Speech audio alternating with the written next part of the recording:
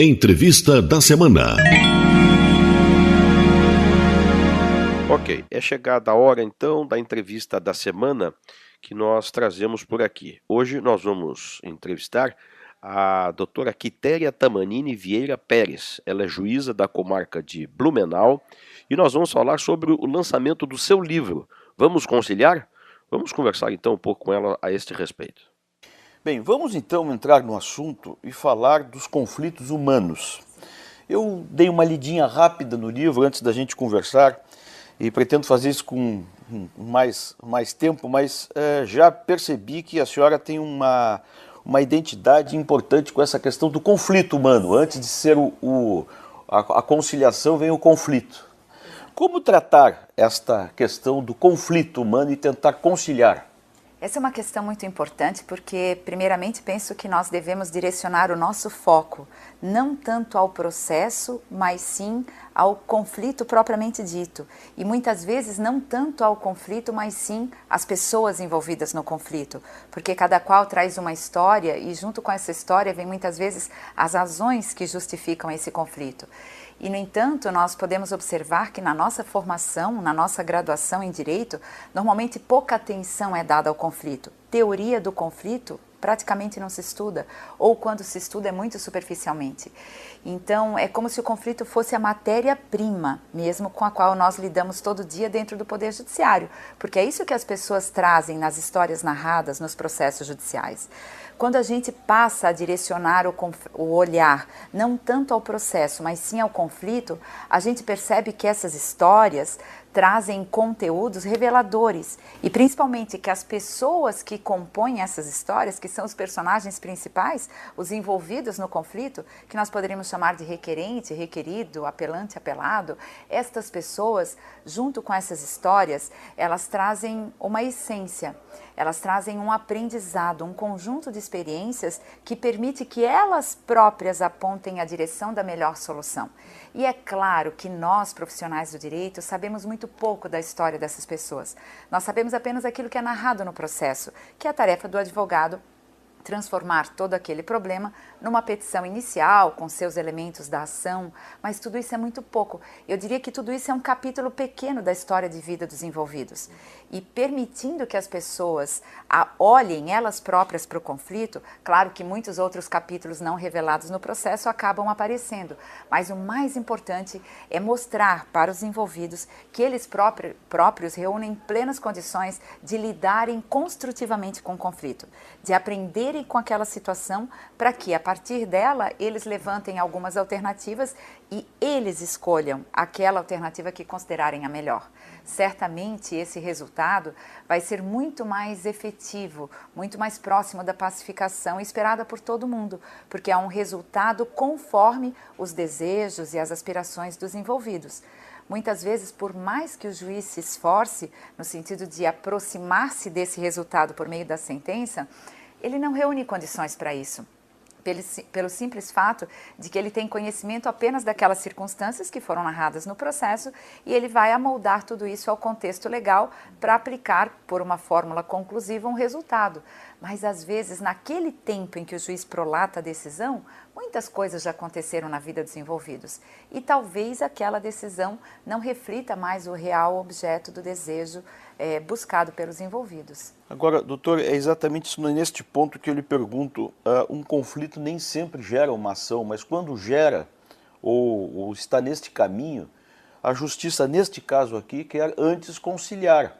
E aí eu lhe pergunto, como é que é tratado pelo sistema de justiça um conflito que pode gerar uma ação? Primeiramente, nós temos que entender o sistema de justiça tal como ele é. Não propriamente como ele é hoje, mas talvez um pouco como nós gostaríamos que ele fosse. O sistema de justiça não precisa ser um espaço de litígio, um espaço bélico, onde as pessoas venham para brigar e para apurar quem tem a melhor razão. Até porque vai ser a melhor razão sob os olhos de alguém que retrata ali o que diz a lei, que no caso é o papel do juiz. Na verdade, para o sistema de justiça, as pessoas trazem os seus conflitos. Então, se nós percebermos que para cada conflito sempre há uma solução e que as pessoas mais legítimas para apontarem essa direção são os próprios envolvidos, até porque junto com todo o conflito tem uma carga emocional, uma carga de envolvimento psicológico e relativo mesmo àquelas relações humanas implicadas, não só entre os litigantes, às vezes envolvendo pessoas num círculo muito mais amplo, né? Como é o caso do familiar. Então a gente permite que essa solução seja muito mais direcionada para a solução. Dizer que tudo isso pode acontecer dentro do sistema de justiça é algo totalmente compatível com a missão que nós escolhemos, com a missão do Poder Judiciário, que nada mais é do que humanizar essas relações para que esses conflitos sejam resolvidos. A questão é o modo como ele se resolve. Então, o que se propõe com a conciliação e a mediação logo no início da tramitação do processo é que antes das pessoas tirarem suas armas ou usarem seus mais difíceis e delicados argumentos, que muitas vezes acabam por ofender e fazer aumentar essa espiral do conflito ainda mais, que antes disso as pessoas olhem para o conflito, levantem alternativas de solução. Antes disso mesmo, que elas observem uma a outra. Para isso elas precisam ter um olhar humanizado e uma escuta ativa muito importante. Por isso o trabalho do conciliador e do mediador não é propriamente de interferir ou apontar soluções, levantar alternativas ou muito menos dizer o quanto seria ruim a demora na tramitação do processo para que a pessoa aceite qualquer alternativa. Não. O papel do conciliador é justamente permitir que a comunicação entre os envolvidos no litígio, que normalmente está rompida pelos efeitos do litígio, que essa comunicação se restabeleça, que as pessoas percebam que o outro também tem algo mais a dizer e que elas se permitam ouvir o outro. A partir daí se estabelece o que a gente chama de empatia e é muito humano compreender o outro. É natural isso, desde que a gente permita. Mas essa permissão não vai acontecer sem uma escuta anterior e um desejo voltado nesse sentido. Nós vamos fazer um rápido intervalo comercial, doutora. Nós estamos conversando com a juíza Quitéria Tamanini Vieira Pérez. Ela é juíza da comarca de Blumenau e estamos aqui conversando um pouco sobre o lançamento do seu livro Vamos Conciliar? Depois do intervalo a gente continua esse papo. Adotar é dizer sim. É ter coragem de mudar o seu destino e o de uma criança. Seja qual for o motivo, quem adota tem sempre sonhos e muito afeto para compartilhar. Mas, além de ser um ato do coração, a adoção também envolve muita responsabilidade. Diga sim à adoção e ajude a mudar vidas.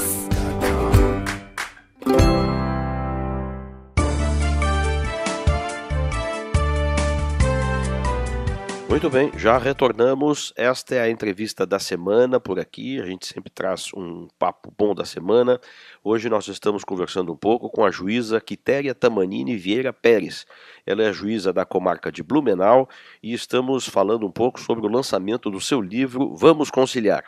As pessoas às vezes apenas querem ser ouvidas, né? Isso. E a senhora fala aqui da verbalização das ideias, a valorização dessa verbalização. É este o momento de ouvir as pessoas? Isto. As pessoas querem pertencer ao sistema em que elas estão envolvidas e para isso elas precisam se sentir efetivamente ouvidas. Se sentir ouvido é um privilégio. Muitas vezes nós falamos com alguém que não está nos ouvindo, ou porque está com pressa, ou porque está preocupado com outras coisas que tem por fazer. Então, a importância de se sentir ouvido é tão importante quanto a importância de falar. E quando nós falamos, nós movimentamos energia, nós movimentamos ideia, nós chegamos no outro, às vezes pelo tom com que falamos, chegamos mais rapidamente ou às vezes até bloqueamos a comunicação, se não for um tom saudável, né? Mas nessa expressão verbalização de ideias, vem muito, na minha percepção, da crença que eu tenho na capacidade do ser humano de resolver os seus conflitos. E essa capacidade passa inclusive pela nossa criatividade. Às vezes as pessoas focam numa ou duas alternativas de solução. E quando essas duas não são viáveis, então parece que tudo deu errado. Não. Se nós as desafiarmos a levantarem 5 alternativas de solução, quais seriam, por exemplo? essas 5 alternativas, como se fosse uma brincadeira, né? Certamente elas saem daquele espaço conflituoso em que estavam, por escolha própria ou não, convivendo, para perceberem que há muito mais a ser descoberto. E às vezes vêm alternativas de solução que um juiz jamais poderia imaginar, que uma sentença jamais poderia contemplar, mas que para elas é satisfatório. Então, por isso, deixar que as pessoas verbalizem, e mais do que deixar, incentivá-las a isso, é verdadeiramente uma forma de demonstrar a nossa crença na capacidade do ser humano. Doutora, para finalizar, nosso tempo sempre é curto para assuntos tão interessantes, né? Mas o CNJ, o Conselho Nacional de Justiça, está aplicando um movimento chamado Conciliar é Legal. Nós estamos maduros, o Brasil está maduro para discutir um tema assim? Eu diria que o Brasil está amadurecendo. Este é um movimento que está acontecendo, queiramos ou não. Por mais que algumas pessoas insistam em dizer, eu não acredito nisso, isso não vai dar certo. Muitos dizem para mim, olha, isso talvez daqui a 20, 30 anos, talvez na Suécia, não aqui no Brasil. Eu diria que, queiramos ou não, o movimento está acontecendo. E é isso que me dá energia, é isso que me dá força para continuar a falar sobre isso. Porque cada vez mais eu percebo que o caminho desse processo todo é um caminho de aprendizado, que vai terminar num grande conhecimento que se dá pelo processo de lidar com o conflito. E se há algo de muito engrandecedor que o Poder Judiciário possa fazer, é isso, é permitir que as pessoas que passem por esse poder, ainda que envolvidas num processo judicial, ainda que envolvidas num conflito muitas vezes delicado, que elas saiam ao final melhores, no sentido de terem aprendido a lidar com esse conflito, porque depois desses virão muitos outros. E o CNJ trata, por meio dessa campanha, Conciliar é Legal, de uma das inúmeras iniciativas que já acontecem dentro de uma política pública. Falar numa política pública institucionalizada pelo CNJ é falar em algo que nós não temos mais o direito de escolher se concordamos ou não. É reconhecer que é tempo de mudar. Também porque é necessário mudar. Que a pessoa que não acredita nesse propósito me diga se está satisfeito com o que vê. Porque realmente é a partir da necessidade da mudança, da percepção de que os índices de litigiosidade só aumentam em proporções muito maiores que a nossa capacidade humana de sentenciar e continuar sentenciando, que se não for assim, nós vamos ter que focar então em muitos recursos para construir mais prédios, para contratar mais juízes, quem sabe mais presídios também. E aí no final das nossas vidas a gente vai fazer uma análise se tudo isso terá valido a pena. Então a minha percepção é de que sim, essa iniciativa do CNJ é extremamente válida. Eu tenho um olhar extremamente também otimista, porque percebo que o processo de amadurecimento no Brasil está em franca expansão. Eu acredito e testemunho isso todos os dias. Muito obrigado pela entrevista. Obrigada também, agradeço pela oportunidade. Ok, esta foi a entrevista da semana com a juíza Quitéria Tamanini Vieira Pérez. Ela é juíza da comarca de Blumenau e conversamos um pouco sobre o lançamento do seu livro. Vamos conciliar? Foi o papo da semana, foi a entrevista da semana. Nós voltamos numa próxima. Até lá.